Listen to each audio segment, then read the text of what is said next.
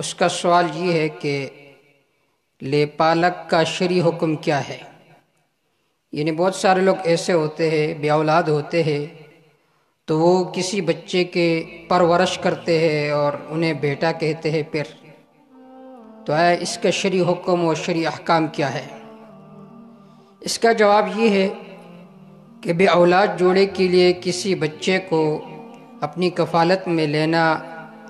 اور اسے لے پالک بنانا جائز ہے، البتہ ولدیت کی تبدیلی ہرگز جائز نہ ہوگی۔ یعنی آپ نے اگر کسی بچے کی پرورش کی تو یہ تو جائز ہے، لیکن پھر اس کی نسبت آپ کے طرف ہونا یہ درست نہیں ہے۔ قرآن مجید میں باقاعدہ اس کا حکم آیا ہوا ہے کہ ادعوہم لآبائہم هو اقسط عند اللہ،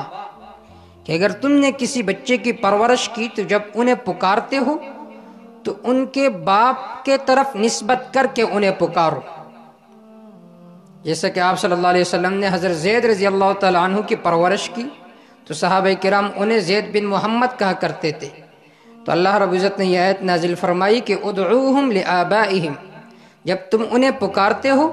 تو زید بن حارثہ کہا کرو، زید بن محمد نہ کہا کرو۔ لہٰذا کسی بچے کی پرورش ہی جائز ہے، لیکن بہتر یہ ہے کہ شوہر اور بیوی دونوں کسی ایسے بچے یا بچی کی پرورش کرے کہ جس کی عمر 2 سال سے کم ہو، اور پھر اپنے محارم میں سے کسی محارم سے اس کو دودھ پلائے، تاکہ بعد میں دونوں خاندانوں کے لیے مشکلات کا سامنا نہ پڑے۔ یعنی ان 2 بچوں کا جب انہوں نے پرورش کی تو ظاہر بات ہے اگر بچے کا پرورش کی تو اس کا پردہ ہوگا اس سے جس عورت نے اس کی پرورش کی، وہ اس کی ماں نہیں ہے، تو لہٰذا جب وہ اپنے کسی محارم سے اسے دودھ پلائیں گے تو اس کے محارم میں سے شمار ہوں گے تو پردے کا مسئلہ ہی ختم ہو جائے گا۔ تو کسی محارم سے اس کو دودھ پلائے، ایک حکم تو یہ ہے۔ یہ حکم اس لیے کہ تاکہ بعد میں شرعی پردے کا حرج لازم نہ آئے۔ اور دوسرا مسئلہ عام طور پر یہ ہوتا ہے کہ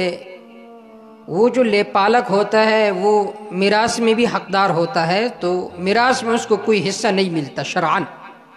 البتہ جس نے اس کی پرورش کی اگر اس نے اپنی زندگی میں اسے کچھ ہدیہ کیا تو یہ ہدیہ کرنا جائز ہے، لیکن باقاعدہ میراث میں اس کو حصہ نہیں ملے گا۔ اور تیسرا حکم یہ ہے کہ وہ اپنا جو اس کا حقیقی باپ ہے اس کے طرف اس کی نسبت کی جائے گی، جس نے پرورش کی اس کی طرف نسبت نہیں کی جائے گی۔ حدیث پاک میں آتا ہے، سعد بن ابی وقاص رضی اللہ تعالیٰ عنہ سے روایت ہے، ان النبی صلی اللہ علیہ وسلم قال من ادعا الى غیر ابیہ وهو يعلم انه غیر ابیہ فالجنت علیہ حرام، جس نے اپنی نسبت کسی ایسے باپ کے طرف کی جو اس کا باپ نہیں ہے اور اس کو پتہ ہے کہ اس کا باپ فلاں ہے تو جنت اس پر حرام ہے۔